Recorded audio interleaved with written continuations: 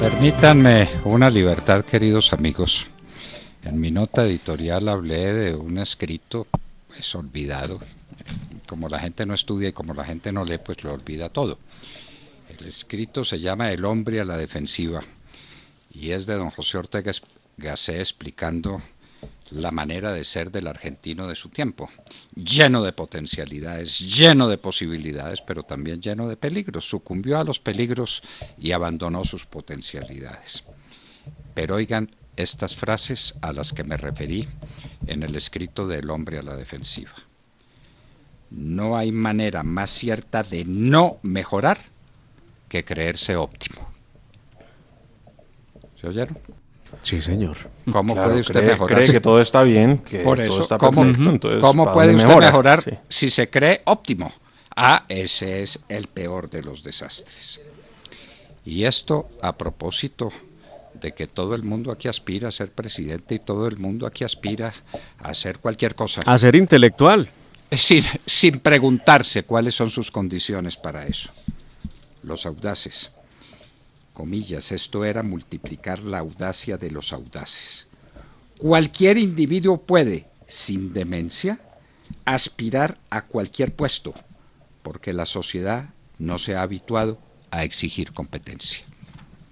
Entonces cualquiera puede aspirar a cualquier puesto, no hay problema. Y sobre esto de la autosatisfacción, que es el comienzo de todos los males, dijo Ortega: este tipo de hombre no tiene en efecto puesta su vida a nada, pero tampoco es su persona lo que más le interesa. Lo que más le interesa, lo que le preocupa es la idea que él tiene de su persona. No le interesa nada más. Entonces, señores, el hombre a la defensiva. La pregunta que nos hacemos... Veo que a medida que usted lanza las frases, usted puede encuadrar a muchos personajes de la vida pública nacional, ¿no? Ay, ¿por qué cree que las lanzo? ¿Y por qué cree que las lanzo? Ya cada quien haga su propio juicio de a quiénes se encuadra, pero que la lista está larga. Muy bien, y no las dije yo, son de don José Ortega y Gasset hace casi un siglo, de 1929. Ese es escrito, hace casi un siglo. Y el mundo, y estamos igualiticos a como estaba Argentina en 1929. Don José Ortega y Gasset vivió un tiempo largo en la Argentina. Bueno, entonces, queridos amigos, volvamos a lo nuestro. ¿Están de acuerdo conmigo en que el paro ya empezó? Y yo le pregunto, esos pobres infelices del norte de Santander que están encerrados dentro de su casa, muriéndose de hambre, ¿merecen comprensión y respeto y cuidado de los demás colombianos? Pero claro, doctor Fernando, de la Comisión de Derechos Humanos que hay en el Congreso de la República, que se dedica a defender los procesos de paz con los terroristas de las FARC y ahora con los del ELN, pero estos ciudadanos no importan. No, y tanto que le gusta pasear esa comisión y por norte de Santander no se la ha visto en estos días. Pues por lo menos asumiendo este asunto. Nadie, ¿no? Nadie. El Catatumbo está en manos de los bandidos y nuestros compatriotas, gente humilde, con sus niñitos, con sus hijitos, encerrados en sus casas, muriéndose de hambre porque tienen prohibido salir al mercado porque los matan. ¿Y dónde está el defensor del pueblo? Calladito la boca. ¿Dónde el procurador? Aspirando a la presidencia. ¿Dónde las fuerzas militares? Esperando órdenes que no les llegan nunca. Porque nadie da la orden en Colombia de pasar a la ofensiva. Nadie. Este es un país a la defensiva. Y le pregunto, ¿dónde están los negritos de Bojayá que quedaron confinados en sus casas, rodeados de minas antipersonas y con la prohibición de salir a ganarse la vida? Confinados hace rato, el paro empezó hace rato. ¿Cómo? Y la gente en Tumaco, 4.000 personas. Y en Novita, ¿qué pasó en Novita? No, nada, estamos a la defensiva y el país está en manos de los violentos. Lo del Catatumbo, 28.244 hectáreas de coca sembradas. Por eso. ¿Y cuánta gente? Hablan de 11 municipios en el Catatumbo donde la gente no puede vivir en paz. 200.000 ciudadanos tienen esos 11 municipios. Pero ¿qué importa? Son de norte de Santander, muy lejos, ¿no es cierto? muy lejos. Yo voy al supermercado y compro las cosas, y voy a las fiestas, y voy a los cócteles, y hablo de las maravillas de quién sabe qué diablos, y estamos empeñados pues en el Tour Colombia, y nos divertimos mucho. Y lo que pasa, Sergio lo dice, en Nariño, ¿qué está pasando en Nariño? Los 3.000 nariñenses que tuvieron que salir de sus casas para refugiarse en Tumaco, ¿quién volvió a pensar en ellos? ¿Qué solución se les da? En Buenos Aires, Cauca, hasta donde el alcalde tuvo que salir ya a refugiarse en Popayán. No, este paro empezó hace mucho tiempo. Este paro empezó cuando le hicieron paro en la carretera Panamericana y lo permitió durante un mes. Pero por Dios, presidente Duque, si usted tiene al lado a Marta Lucía Ramírez, dígale que le recuerde cómo también trataron de tomarse la carretera Panamericana en los gobiernos del presidente Uribe. ¿Y qué pasó? No, pues nunca lo lograron, porque si algo tenía el presidente Uribe, que siempre lo ha dicho y lo ha dicho en el marco de este gobierno, es que no hay que esperar a que pasen las cosas para preverlas o para que después tengan que salir a tapar los huecos a solucionarlo. Hay que anticiparse. Hay que estar a la ofensiva. ¿Cuántos muertos hubo en esa operación que tuvo a los indígenas que protestaban en La María durante 3 días y 3 noches hasta que se devolvieron para su casa? ¿Cuántos muertos? ¿Cuántos heridos? Ninguno. Es que cuando se ejerce la autoridad y se ejerce oportunamente, no hay que utilizar la fuerza. Cuando hay carácter, doctor Londoño, cuando hay carácter. Y cuando se le da el mensaje claro al país de que la autoridad no se negocia, sino que se impone. Usted no tiene que estar aquí. Ya, se retiró, se acabó. Se gobierna, y el presidente Uribe gobernaba, y encontramos a los alcaldes refugiados en las capitales de los departamentos. ¿Ustedes lo recuerdan? No lo recuerdan, están demasiado jóvenes para recordarlo. No, pero claro que sí. Muy bien. Y unos meses después, ¿cuántos alcaldes estaban refugiados en las capitales de los departamentos? Ninguno. ¿Cuántos pero municipios? Ya volvimos aquí a eso, es que lo veíamos en el departamento del Cauca. Sí, lo del Cauca es eso. Claro, los alcaldes no pueden estar en sus territorios porque de Buenos Aires se fue para Popayán, a despachar desde Popayán. Bueno, queridos amigos, como hay que hablar de todo un poco, les voy a pedir un favor. Hay una cuenta de Twitter a mi nombre que ustedes manejan solamente para reproducir apartes de lo que decimos en La Hora de la Verdad. Yo no tengo ni arte ni parte en eso. Pero digan en esa cuenta de Twitter que la otra, la maldita, la de unos canallas que se toman mi imagen y la suplantan con la complicidad de Twitter, que esa cuenta no es mía. Sí, señor, lo hemos hecho en reiteradas ocasiones desde La Hora de la Verdad, desde la cuenta que está con su nombre y desde donde se retuitea todo lo que hace el programa. Eso se ha hecho. A Twitter ya se le ha enviado comunicación nuevamente, al Twitter Latinoamérica, para que suspendan esa cuenta fake que hace mucho daño, haciéndose pasar obviamente. Y un llamado de nuevo a nuestros oyentes que tienen Twitter para que lo denuncien esa cuenta. @ferlondonoh1 es la cuenta falsa. @ferlondonoh1 para que por favor nuestros oyentes tuiteros que son tan sagaces, por favor nos ayuden denunciando también esa cuenta. Esa cuenta es de unos miserables criminales que la usan para perseguirme poniendo en boca mía cosas que nunca he dicho. Y entonces Twitter los consiente, Twitter los tolera, pero recuerda que una vez nos sancionaron a nosotros, ¿no? No, sí, a nosotros, al expresidente Uribe, o sea, todo lo que sea de este lado se sanciona. Se sanciona. Sí. Porque los de Twitter deben estar manejados por la extrema izquierda, ¿por el señor Soros o por quién? Pues esto ¿cómo es? Todo el tiempo lo hacen, doctor Fernando. El otro día Sergio da cuenta de un sujeto que me amenazó por Twitter y le presentamos la queja a Twitter porque pues eso no puede pasar. Sí. Y la respuesta de Twitter fue: no encontramos elementos suficientes para determinar que esto sea algo que vaya en contra de las reglas de la red social. Siendo que era una amenaza clarísima contra Ademar. Increíble. Mejor dicho, como no lo mataron, penal. Como no lo mataron, no hay problema. Entonces siga con la amenaza, a ver si usted se arruga, se mete debajo de la cama y le callan la boca. O sea, ese es el pero objetivo. usted vaya, mire los Twitter de otros incendiarios, que son incendiarios, y que asusan el paro, y que están todo el tiempo llamando a la violencia, Y a eso sí nunca le cierran la cuenta. Vean las cosas de la vida, ¿no? ¿Qué juego es el que está jugando Twitter aquí en Colombia? ¿Qué juego es el que está jugando?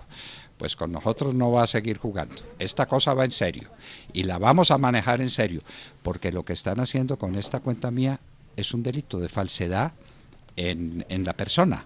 Es una suplantación, sí. Es una suplantación de persona. Eso es un delito de falsedad que está en el Código Penal. Pero a Twitter no le importa. Bueno, y quiero hacerles una pregunta a propósito de Código Penal. ¿Dónde están los restos de Juan Sebastián? ¿Por qué no los muestran? ¿Por qué no los muestran? No, porque seguramente los desaparecieron, seguro los vendieron como desecho hospitalario, ¿no? Porque desecho hospitalario. Como a eso apunta la regulación del Ministerio de Salud. Esos son los términos del Ministerio de Salud, donde había un señor viceministro que hoy es ministro del gobierno colombiano. Esos son los términos. ¿Cómo le parece? Desecho hospitalario. Juan Sebastián es un desecho hospitalario. Hizo muy buen trabajo Vicky Dávila, ¿no? Sí, señor. Hay que exaltarlo, pues cuando se extralimita y se sale de casillas y tiene actuaciones grotescas, lo decimos. Pero cuando tiene aciertos como este, lo aplaudimos. Cuéntenos, Demar. Pues, doctor Fernando, ayer la periodista Vicky Dávila hizo un extenso reportaje con 4 personas clave. Una de ellas, María del Rosario Guerra, quien habló de la carta que se radicó ante la Corte Constitucional pidiendo que no se amplíe el aborto. Con Florence Thomas, que defiende el derecho de la mujer a poder abortar cuando quiera. Ella se siente orgullosa de haber sido una de las primeras mujeres en Francia en abortar cuando era algo ilegal. Pero bueno, allá cada quien con lo suyo. Y 2 entrevistas que me fascinaron, y yo creo que a los que la hayan escuchado les habrá parecido igual, de 2 médicos expertos en el tema de partos, expertos en temas de vida, y ellos explicaban que efectivamente ese bebé de 7 meses de gestación era absolutamente viable y que con unas pocas ayudas de la medicina actual podía sobrevivir sin necesidad de la madre. Y entonces uno de ellos se cuestionaba, oiga, yo sí quiero preguntarle a la opinión pública, ¿y es que acaso haber abortado es menos perjudicial para la salud mental de la madre que haber tenido el bebé? Y creo que esa es la pregunta válida, doctor Fernando. Pero ¿y la vida del bebé? Además, mire cómo... ¿Y qué fue necesario hacer para matar ese bebé? Esa es la otra. La gente cree que eso es una pastillita. Es horrible. Es horrible. Eso es lo más espantoso que puede haber. Mire, el crimen de un bebé que está en el vientre materno. Se lo preguntan a uno de los médicos cómo pudo haber sido ese procedimiento. Y él dice, con mucho dolor, porque además lo expresa y dice, es muy difícil para mí tener que referirme a esto, conozco de algunos protocolos, que significa pues obviamente él no es una persona que los practique, donde obviamente hay que terminar con la vida del bebé para luego extraerlo. O extraerlo y dejarlo pues vivo en una incubadora. Esa es como la manera. No se puede triturar ni licuar como lo hacen con un feto de menos semanas de gestación. Eso es lo que explica, pero realmente es muy duro la expresión que ellos utilizan para referirse a lo que ha pasado con la criatura. O sea, pensar en que estaba vivo, y dice él, es que estaba vivo, 7 meses, no tenía problemas de salud de ninguna clase. ¿Qué tenían que hacer con él? Pues haber acabado con la vida. O sea, ¿cómo lo mataron? Es un feticidio, de hecho lo dice, él dice, eso es un feticidio, eso no es un aborto. ¿Cómo lo mataron? A esos sinvergüenzas de Provida, ¿cuándo los van a meter a la cárcel? Son unos asesinos, son unos bandidos, pagados por Soros. Eso sí, platica tienen, ¿no? Deben tenerla, sí, para ejecutar todos estos abortos. Eso, sí, claro. Eso es de Soros, ese bellaco multimillonario dedicado a destruir por dentro las sociedades de Occidente, a destruir sus valores, a liquidarlos. Pero ¿sabe usted una cosa? Escuchando ese debate con María del Rosario Guerra y con Florence Thomas, queda claro una cosa. Florence Thomas es psicóloga, ella no es abogada, y ella se pega del derecho para decir que ese bebé no tiene condición de vida. No, están confundiendo, mire cómo lo hacen de bien, ¿ah? Además, confunden la vida con la persona. Entonces dicen, eso no es una persona y el Código Civil colombiano lo dice así. Ese bebé de 7 meses de gestación no es persona y por lo tanto no tenía derechos, dice la señora. Le recuerda la senadora María del Rosario Guerra. Pues sí, señora, sí es sujeto de derechos. Perdóneme, pero es que me cambiaron el Código Civil. Yo enseñaba que persona es todo individuo de la especie humana, cualquiera que sea su edad, sexo o condición. ¿Dónde dice que tiene que haber nacido? Todo individuo de la especie humana. ¿Lo dice el Código Civil o me lo cambiaron de mar? Yo, pues como estoy dedicado lo dice. ¿Lo sigue diciendo? Sí. Muy bien. Es un niño que está en gestación, es un individuo de la especie humana.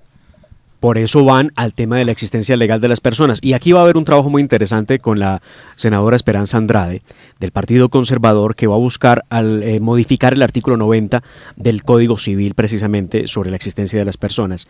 Dice, la existencia legal de toda persona legal. Principia. Ojo. Claro. Que son, por eso le estoy diciendo, han llevado el debate a la confusión. Claro. Es que haya vida no significa que la persona tenga los derechos civiles y legales, ¿verdad? Claro. Son cosas diferentes. ¿Usted cree que es que don Andrés Bello estaba diciendo tonterías? No, el nascituru tiene todos los derechos que se ejercen con la condición de que nazca vivo.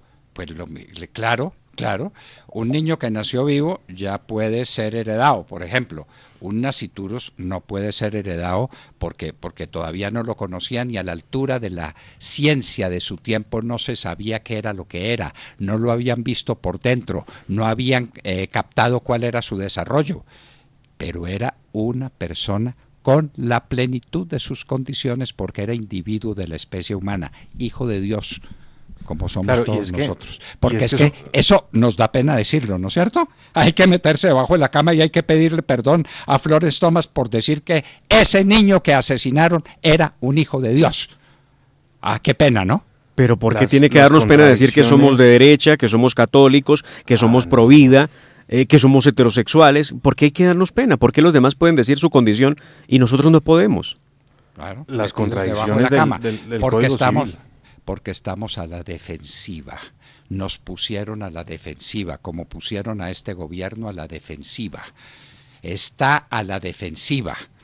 Y yo le pregunto, ¿dónde están las comisiones de derechos humanos que defienden la vida de los policías, de los soldados, de los campesinos que contratan para ser erradicadores de cultivos ilícitos? El año pasado mataron y hirieron más de 50, ¿no es cierto? Sí, señor. Sí. ¿Esas vidas no valen la pena?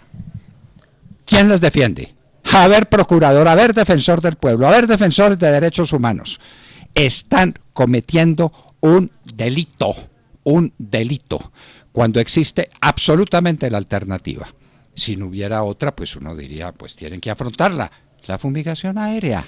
Pero les falta pantalones para hacer. Yo no entiendo si es que nadie ha podido probarle a la Corte Constitucional, y no es difícil, doctor Fernando, porque las cifras son públicas, que mientras la Corte hace el paralelo de entre los erradicadores y los campesinos afectados con glifosato, usted tiene que no hay probada la primera afectación real del glifosato contra los campesinos o los cultivadores de coca, pero sí está demostrado las muertes y las amputaciones a cientos de hombres que han servido como erradicadores manuales en Colombia, entre civiles, policías y soldados, porque las FARC, que hacía parte del sistema de erradicación, no ha puesto a un solo exguerrillero a erradicar una mata de coca.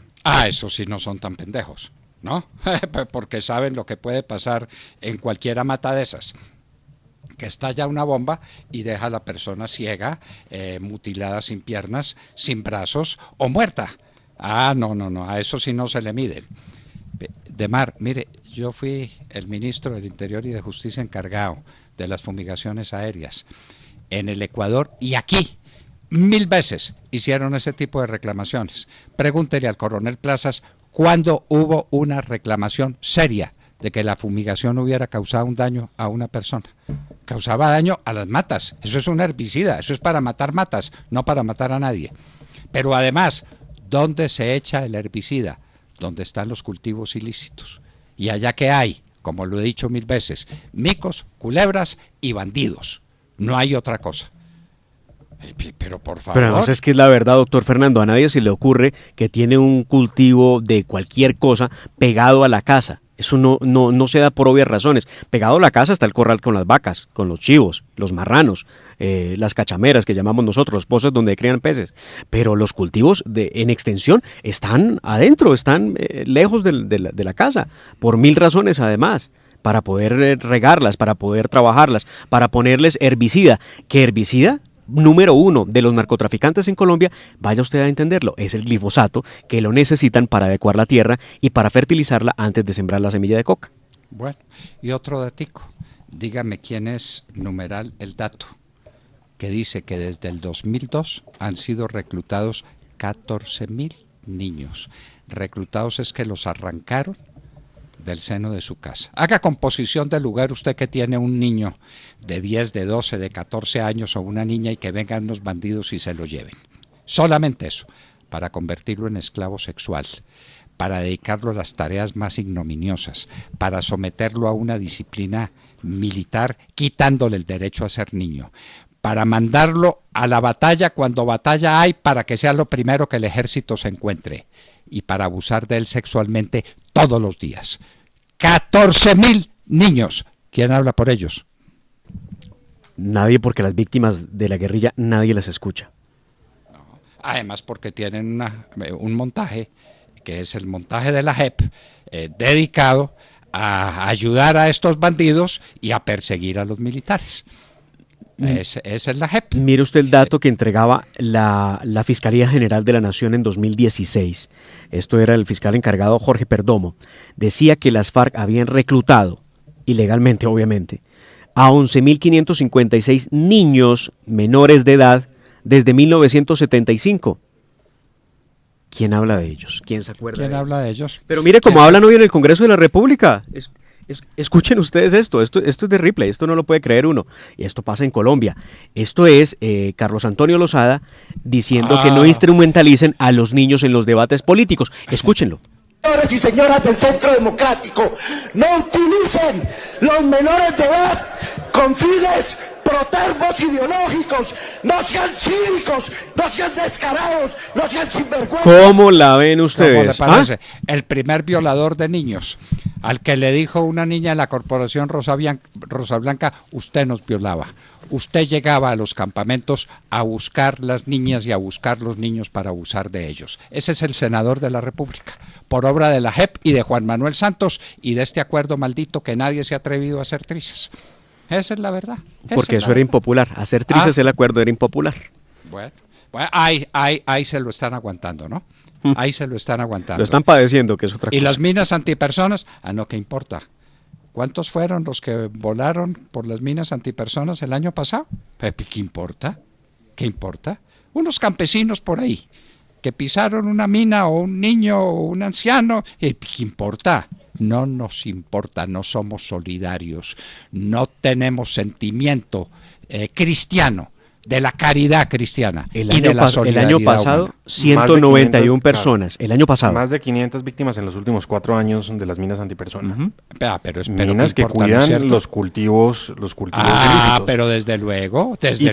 Y esto por no hablar de las víctimas de los francotiradores, que también están ahí apostados esperando a que lleguen los erradicadores. Bueno, muy bien, muy bien. Y no se le olvide, señores de la JEP, que vamos a hablar de la providencia que ustedes dictaron para darle libertad a los criminales que asesinaron a Ricardo Rodríguez y a Rosenberg Urbano y que no me pudieron asesinar a mí por obra y gracia de Dios, porque me protegió y San Miguel Arcángel me cubrió con sus alas. Soy un superviviente de estos bandidos de las FARC. Y ustedes, señores de la JEP, que son otros bandidos, se los digo con toda claridad, para que lo entiendan, dictaron esa providencia de la que vamos a hablar. 80 páginas de basura, pero como abogado de 30 y tantos años de experiencia, yo les puedo decir a ustedes, en medio de esa basura, qué es lo que hay. Bueno, y nos tenemos una invitada muy especial, María Paulina Guinaga. ¿Cómo va Medellín en estos primeros meses de gobierno? ¿Y qué está pasando con las empresas públicas de Medellín? María Paulina Guinaga estará con nosotros en un minuto. Y les hablábamos al oído.